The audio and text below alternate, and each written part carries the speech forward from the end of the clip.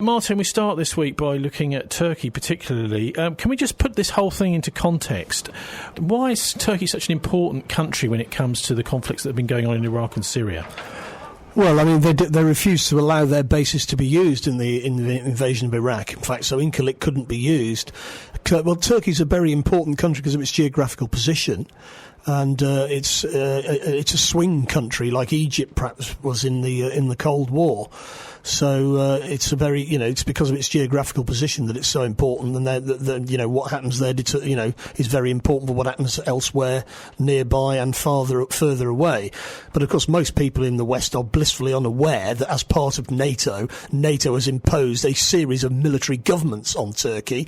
And when the military seized power in 1980 in Turkey, there was massive terrorism going on, left-wing terrorism, right-wing terrorism, loads of people being killed. Then the military took over and it all magically stopped. And that's because NATO were running the terrorism and they also ran the military government. And then the military government in 1980 in Turkey actually imposed the first International Monetary Fund structural adjustment programme, which was the beginning of the Reagan-Thatcher revolution in the Third World. But it was put through by a military government which came to power having orchestrated, and there's lots of people in Turkey who've investigated this, orchestrated the terrorism which then brought them to power, because that's what NATO does, and we're part of NATO. NATO's a terrorist organisation. Well, certainly they are certainly involved in wars and that sort of thing. But they're involved in terrorism as well, Tony. In Turkey, everybody knows it. The main thing about Turkey is it's actually the second largest country in NATO.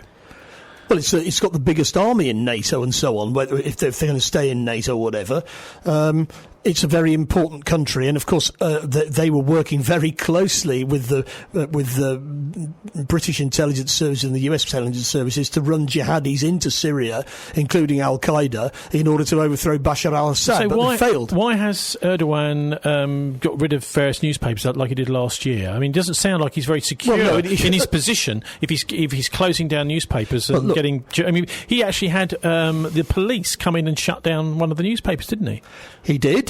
And Erdogan is not necessarily a liberal, but on the other hand, he has got popular support inside Turkey. People who think that he's a dictator are missing the point. He's got popular support, particularly in rural areas and the poorer urban areas. So why has he locked up 50,000 Turks then? Because there was a military coup in which hundreds of people died, Tony. And of course, it didn't succeed, but he's not very happy about it. And of course, NATO was behind that military coup. We were behind that military coup. Erdogan is the elected leader. The PKK, who are political enemies of Erdogan and also military enemies of Erdogan, because they went back to war after ISIS bombed one of their rallies some years ago now. They opposed the military coup against them because they said, we're not having the Americans decide who runs Turkey, and we support Erdogan, we want to negotiate with him. Now Erdogan is I'm not very fond of him. He was actually supporting his son was supporting ISIS, as Putin pointed out, when the Russian Air Force started bombing all of these tankers that were taking oil out of ISIS-controlled territory via Turkey to be resold onto the world market, mostly to the Israelis, as it happens. And, of course, what's happened is that Turkey is run by a right-wing Islamist dictatorship, which was fine when it was aligned with NATO, but now, of course, becomes a terrible country that we've all got to wag our fingers at. Now they're starting to be unaligned with NATO. But, of course, the Turks should never have been in NATO. They were fools to join it. Well, all this criticism of the Turks, particularly for this arrest of 50,000 people, the article today by Robert Fisk is in the Independent and I think in the IA newspaper. It says a US trade war with Turkey over a little-known pastor. Robert Fisk is advising us not to believe a word of it, and he's pointing out that Egypt's President and Field Marshal Abdel Fattah al-Sisi has broken Erdogan's record by banging up 60,000 supposed Islamists in his own country's prisons. And he also says, what about Haider al-Abadi's mass hangings in Iraq, or that nasty little post-death crucifixion in Saudi Arabia last week, not to mention the horrid war in Yemen where kids are being killed all the time, or the Israeli habit of shooting down scores of unarmed Palestinians in Gaza, or the chump, Fisk describes him as, in North Korea, who appeals to Trump's sense of humour. Well, I mean, in a sense, Fisk is right about this. This is propaganda.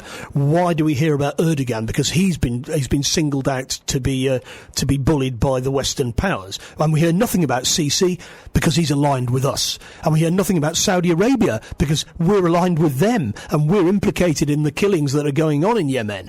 But Erdogan has now, because he's moving out of the Western orbit, he's suddenly become public enemy number one. And of course, the day before yesterday, he was our best mate. And he was helping us to infiltrate al-Qaeda into Syria from all over the world, Libya in particular, Abdel Hakim Belhaj, for example, and from Libya. And when he was on our side, all of his bad behaviour was completely ignored. Now he's starting to do things that the Western powers don't like. Suddenly we're reminded what a terrible guy he is. This chap is called Pastor Andrew Brunson, who's been put under house arrest by Erdogan.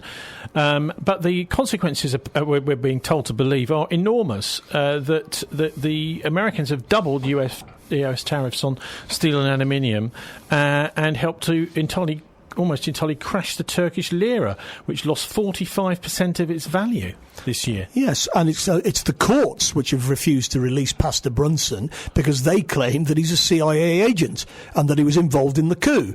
And do you know what, Tony? It may very well be the case. So is it just because Erdogan doesn't like Christians? No, it's because Erdogan doesn't like the CIA trying to overthrow and nearly kill him. They intended to kill him, but because the Russians tipped him off, he managed to deal with the coup so attempt. Anyway, but hundreds of people died in that coup attempt. It wasn't a bloodless coup attempt. Loads of people were killed. What Robert Fisk by NATO then attempts to do is to name what he believes are the real reasons. He doesn't believe it's anything to do with this pastor whatsoever.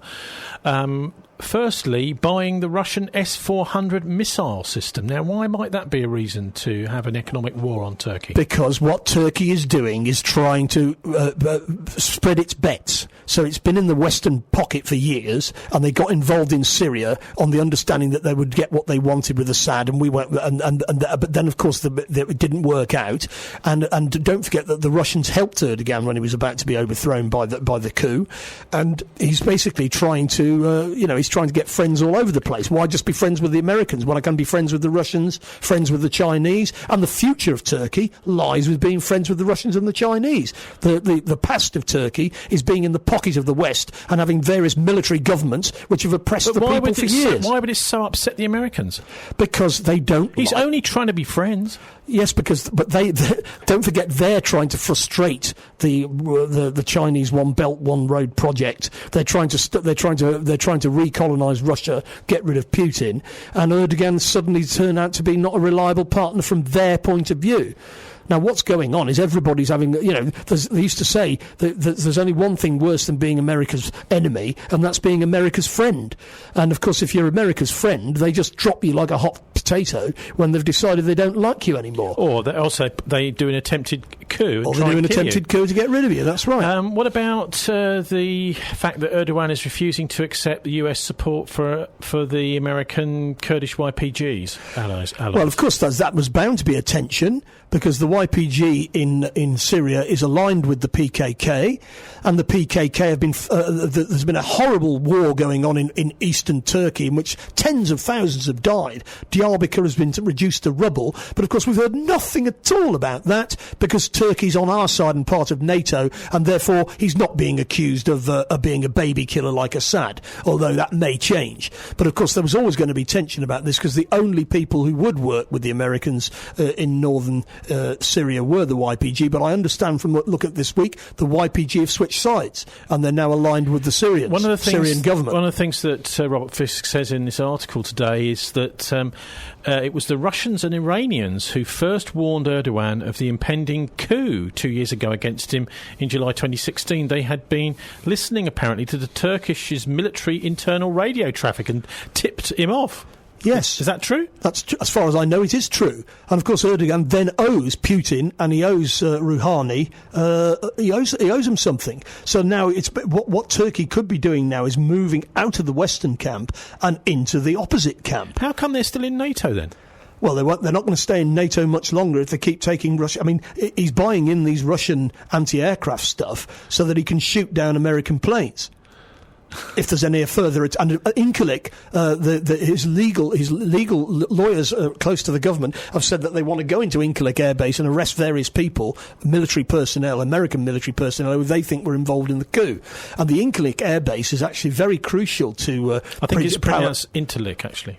It's very crucial to the projection of power by the US into the Middle East, and they could lose the base. But of course, they can always have another attempted coup, or they could just bring Erdogan down by making the population rise up against him because they've impoverished them by putting sanctions on them. But I think that they may be overplaying their hand here. Erdogan will simply turn around to the people who voted for him and say, you know why you're suffering? It's because the Yanks have put sanctions on us. Maybe we should leave NATO. And maybe that's it. Maybe NATO should just disappear. There's no purpose for NATO other than trying to oppress the people who are all over the world. I mean, NATO is fighting a war in the Hindu Kush, the North Atlantic Treaty Organisation. Apparently, according to Robert Fisk, another thing Erdogan is doing, which is getting up Trump's nose, is helping Iran to dodge the US sanctions, which were imposed after they tore up the 2015 nuclear agreement. Well, you've got to recognise that countries like Iraq and Turkey actually have a border with Iran, and they do quite a lot of business with them. If the US puts sanctions on Iran, they don't do any business with them, so they don't lose any money. It's everybody else who loses money. So they're basically being told you can't have what would be perfectly straightforward economic relations with your neighbours, because if you do, then we're going to put sanctions on you. What Fisk says is that Erdogan, in a decision demonstrating the cowardly response of the EU's own oil conglomerates to Trump's insanity, that's Fisk's word, has announced that he will continue to import Iranian oil. Thus, will Washington's further threat of increased oil sanctions against Iran be blunted?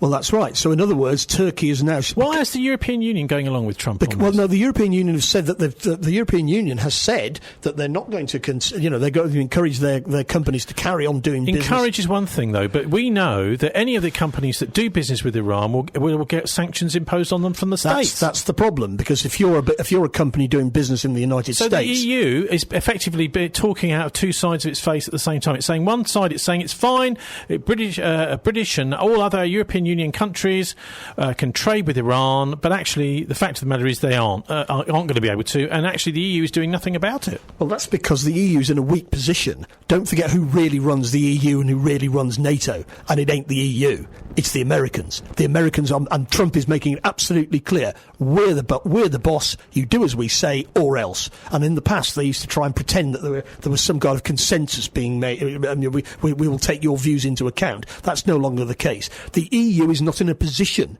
to fight a trade war with Trump unless they break with NATO. And ultimately, of course, this is what this could lead to. NATO could be destroyed. It should be destroyed. Erdogan has made good friends out of Putin and Iran's supreme leader, and as an opponent of Saudi Arabia is naturally on the best of terms with Qatar, whose emir, in a miraculous moment which even Pastor Brunson might envy, has just promised an investment of $15 billion in Turkey. Saudi Arabia's siege of Qatar is beginning to look as miserable as its war against the Shiites of Yemen. So there's this quite amazing alliance building between Qatar, which of course is where Al Jazeera is based, and the Turks.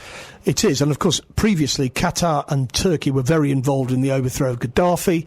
They've been very involved in the attempted overthrow of Assad, but they're now wising up and realising that being a cat's paw for the Americans ain't got a future. Turkish troops are stationed in Qatar to protect the little emirate against its larger and threatening neighbour Saudi Arabia. Well, is that a good idea? The emir might find those Turkish troops are starting to order him around. Well, I think he was quite happy when they turned up. And, of course, you've got to remember that Erdogan's AJP party is aligned with the Muslim Brotherhood, which, of course, makes Egypt is not very happy because they're aligned with Saudi Arabia because they're against the Muslim Brotherhood.